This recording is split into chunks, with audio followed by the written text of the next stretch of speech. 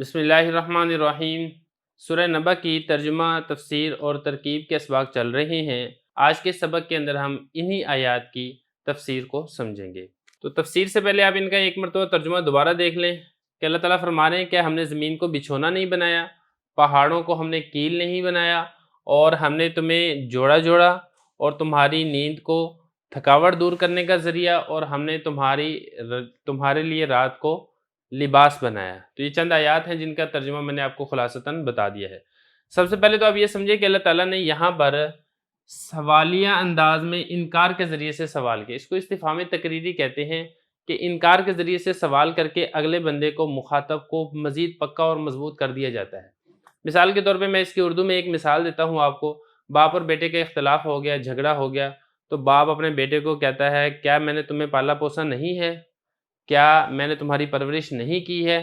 کیا میں نے تمہیں کاروبار سیٹ کروا کر نہیں دیا ہے؟ اب یہاں پہ سارے جملے اگر آپ دیکھیں تو والد انکار کر رہا ہے، انکاریہ انداز میں سوال کر رہا ہے، لیکن مقصد یہاں پہ انکار کرنا نہیں ہوتا، بلکہ مقصد اس بات کا اثبات کرنا ہوتا ہے۔ اب اس بیٹے کو اس بات کے اوپر پکا اور مضبوط کرنا ہوتا ہے کہ میں نے تمہارے لیے یہ سارے کام کیے ہیں۔ اسی طرح اللہ تعالیٰ بھی یہاں پر یہی فرما رہے ہیں، کیا میں نے زمین کو تمہارے لیے بچھونا نہیں بنایا ہے؟ کیا میں نے پہاڑوں کو میخیں نہیں بنایا ہے؟ مطلب یہ کہ میں نے تمہارے لیے بنایا ہے، لہذا تم توحید کا اقرار کرو، اور جو تم انکار کر رہے ہو، رسالت کا انکار کر رہے ہو، اللہ تعالیٰ کی توحید کا انکار کر رہے ہو، تم اس سے باز آ جاؤ۔ تو یہ تو سب سے پہلی بات ہی علم کی، لیکن اس سے پہلے آپ یہ سمجھیں کہ ان آیات کا پچھلی آیات کے ساتھ ربط اور تعلق کیا ہے۔ تو اب یہ دیکھیں کہ پچھلی آیات کے اندر اللہ تعالیٰ نے قیامت کا ذکر کیا تھا، مرنے کے بعد اٹھنے کا ذکر کیا تھا، اور مشرکین مکہ اس بات سے انکار کرنے والے تھے، اس بات کو مشرکین مکہ تسلیم نہیں کرتے تھے۔ تو اللہ تعالیٰ نے ان آیات کے اندر اپنی چند نشانیوں کو ذکر کیا ہے کہ دیکھو میری قدرت کی یہ نشانیاں ہیں، اور میں نے تمہارے اوپر یہ فلاں فلاں فلاں فلاں انعام کیے ہیں۔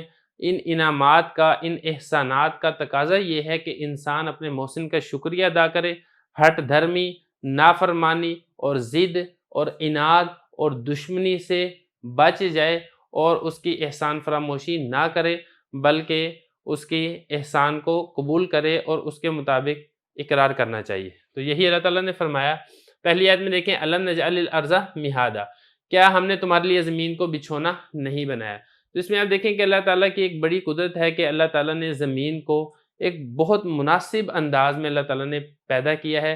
اس کو بالکل ہلکی نہیں بنایا۔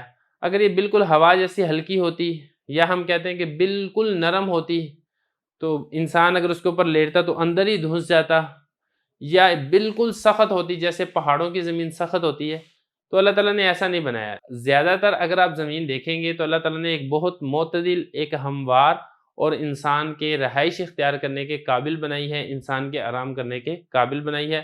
اگر اللہ تعالیٰ چاہتے تو اس کو ایسی بنا دیتے کہ اس سے انسان فائدہ نہ اٹھا سکتا، لیکن اللہ تعالیٰ نے ایسا نہیں بنایا۔ بچھونا بنایا ہے، جس طریقے سے بچھونے کو زمین پر نیچے لٹا کر انسان اس کے اوپر آرام کر لیتا ہے، اسی طرح پوری کی پوری زمین بھی یہ بچھونا ہی ہے۔ جتنا انسان جس طرح بچھونے کے قریب ہوتا ہے تو اس کو راحت اور سکون ملتا ہے، اسی طرح انسان جتنا زمین کے قریب ہوتا ہے اس کو راحت اور سکون ملتا ہے۔ جیسے وہ زمین سے اوپر اٹھنا شروع ہو جاتا ہے، ہوا میں ہوتا ہے، بلندیوں کے اوپر ہوتا ہے، جیسے جیسے آپ زمین سے اوپر جاتے جائیں گے آپ کی بے سکونی کے اندر اضافہ ہوتا چلا جائے گا۔ تو اللہ تعالیٰ نے فرمایا کہ ہم نے تمہارے لیے زمین کو بچھونا بنایا، اس کے اوپر آرام کرنا یہ انتہائی آسان ہے۔ اگلی آیت دیکھیں، والجبال اوتادا، اور ہم نے پہاڑوں کو کیل بنایا زمین کے لیے۔ اصل میں یہ تھا کہ اللہ تعالیٰ نے جب زمین کو پیدا کیا تو زمین تھر تھر آتی تھی، زلزلے آتے تھے، ہلتی تھی، تو اللہ تعالیٰ نے ان پہاڑوں کو زمین کے اوپر کیلوں کی طرح گاڑ دیا۔ جس طرح اگر لکڑی حرکت کر رہی ہو تو اس لکڑی کے اندر کیل ٹھونک کر اس کو مضبوط اور پکا کر دیا جاتا ہے، اس کی تھر تھراہٹ، اس کی حرکت یہ ختم ہو جاتی ہے۔ اسی طرح زمین کی حرکت کو بھی اللہ تعالیٰ نے کیل کو، پہاڑوں کو کیل کے طور پر زمین کے اندر گاڑ کر زمین کی حرکت کو بھی اللہ تعالیٰ نے ساکت اور خاموش کر دیا۔ اگلی آیت میں دیکھیں، وَخَلَقْنَاكُمْ أَزْوَاجًا، اگلی آیت میں اللہ تعالیٰ نے فرمایا کہ ہم نے تمہیں جوڑا جوڑا پیدا کیا۔ یہ بھی اللہ تعالیٰ کے ایک بہت بڑا انعام ہے انسانیت کے اوپر، کہ ایسا نہیں تھا کہ انسان صرف مر جاتے، بلکہ اللہ تعالیٰ نے توالد و تناسل کا ایک سلسلہ رکھا، انسان کے لیے اس کی بیویوں کو پیدا کیا، پھر آگے اس کی نسل چلی، انسان شادی کرتا ہے، اپنی عورت سے سکون حاصل کرتا ہے، عورت مرد سے سکون حاصل کرتی ہے، آگے اپنے بچے کی پرورش کرتے ہیں۔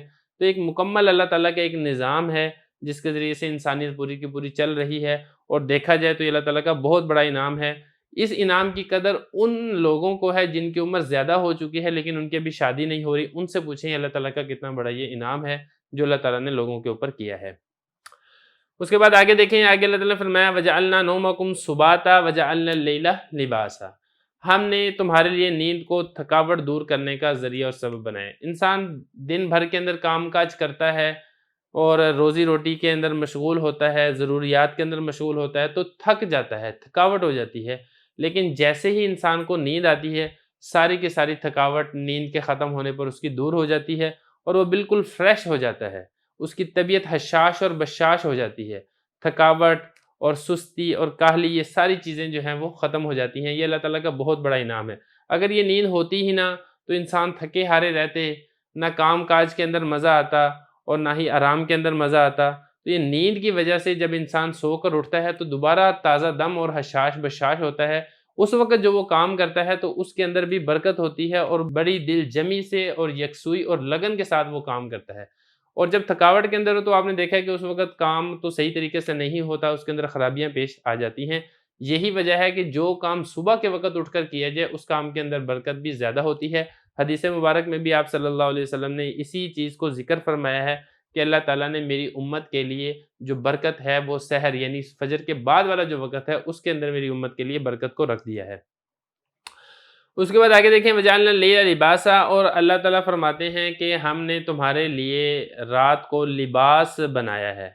مطلب نیند کو جیسے اللہ تعالیٰ نے راحت کا ذریعہ اور سبب بنایا تھا، اسی طرح نیند کے لیے جن اشیاء اور اسباب کی ضرورت تھی، مثال کے طور پہ تاریکی ہو، اندھیرا ہو، شور و شغف نہ ہو، اس کا بھی اللہ تعالیٰ نے انتظام کر دیا کہ رات کو تمہارے لیے لباس بنا دیا کہ رات کی تاریکی اس طرح تمہیں ڈھانپ لیتی ہے جس طرح انسان کا لباس انسان کے جسم کو ڈھانپ لیتا ہے۔ اس تاریکی کی وجہ سے شور نہیں ہوتا، اس تاریکی کی وجہ سے زیادہ رش نہیں ہوتا اور زیادہ مصروفیت نہیں ہوتی، لہذا انسان بڑے تسلی اور سکون کے ساتھ اپنی نیند کو پورا کر لیتا ہے۔